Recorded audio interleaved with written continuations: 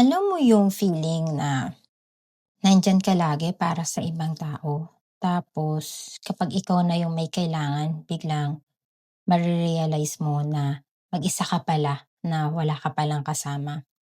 Para bang ikaw yung charger ng lahat, pero ikaw sa sarili mo, lowbat ka na. Real talk lang, walang taong gustong ginagamit lang sila. Hindi tayo ATM, hindi tayo therapist on demand, at lalong-lalong hindi tayo option lang kapag convenient.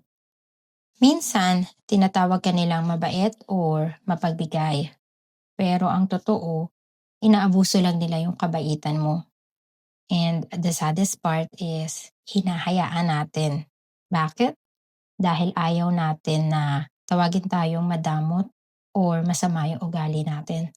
Pero listen, self-respect is not selfishness.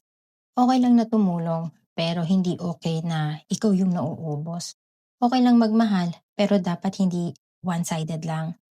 Kung may natutunan ako, ito yun. Kung talagang pinapahalagahan ka ng ibang tao, hindi nila hahayaan na maramdaman mo na ginagamit ka lang.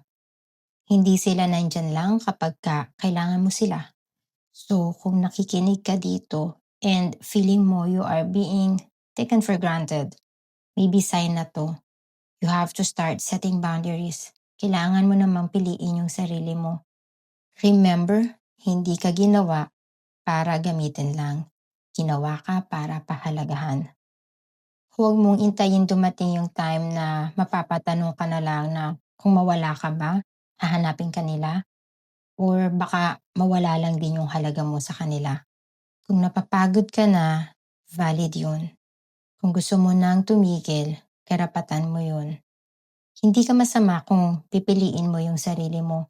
Pero alam mo yung masama, yung patuloy kang sinasaktan at patuloy kang nagpapagamit sa mga taong never ka naman pipiliin. Alam mo kung ano yung masakit? Hindi yung pagod kundi yung alam mo na mahalaga ka lang sa kanila dahil may kailangan sila sa'yo. Kapag masaya sila, wala ka. Pero kapag wasak sila, ikaw yung sandalan nila. Ikaw yung laging nandyan para sa kanila.